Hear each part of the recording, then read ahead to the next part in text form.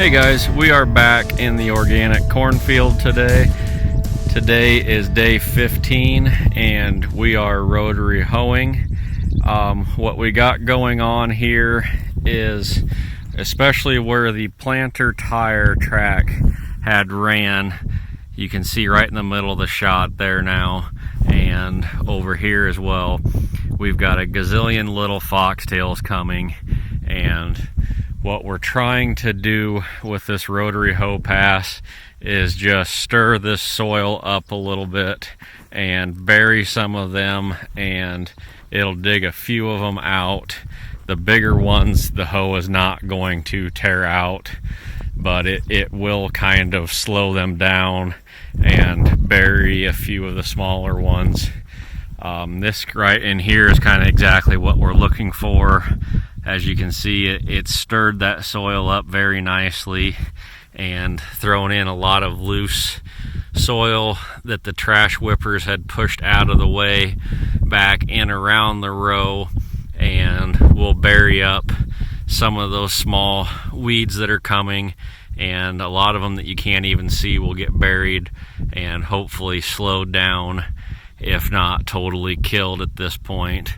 But kind of just stirring everything up. This corn is about V4 right now. It's almost big enough a guy could probably very carefully cultivate the first time, but it's a very slow, tedious process trying to cultivate corn this small. And we have rain coming in, they say, tonight, and kind of off and on all week. So we're trying to cover some acres in a hurry, and we can rotary hoe a lot faster than we can cultivate corn this size. But on this side, you can see where we've already ran, the soil is stirred up fairly well, kind of mixed together. And over on this side, we have not. We still have the kind of valley that the trash whipper had shoved the dirt out. Kind of have those little ridges, and we're using the hoe to kind of smooth out that valley and throw some of that loose soil back in around the row.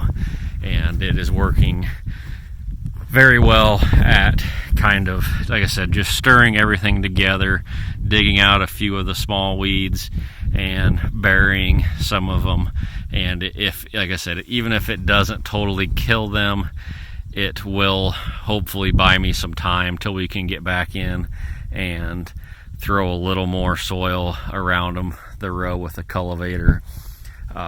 A guy's got to kind of be careful when we're dealing in this rough of conditions. We are kind of knocking a few like this guy over a little bit and burying a few of the small corn plants, but at this point I'm more worried about the weeds at this point than knocking over a few corn plants. Hopefully they'll come back. But kind of what we're looking at today, I guess, we're using a John Deere 20-foot 400 rotary hoe, and it's very important to have good wheels and tight arms on your rotary hoe. I got lucky and found this one, which was in really good shape. And as we zoom in here on the spoons, you can see they've got a very nice, still have a spoon to the wheel. And that spoon, when it's new, was about the size of a dime. And as you look at used rotary hoes, a lot of times kind of right in this area, this spoon right here will be completely worn off, and you'll end up with just a spike off the wheel. And when they get worn that far, it is the hoe doesn't do much action or much soil movement. So you really kind of got to watch on used rotary hoes that you get one with good wheels. And since I'm stopped, probably a good thing I stopped, show you one thing else you've got to watch for, and that is little rocks or getting shoved in between the wheel and the arm.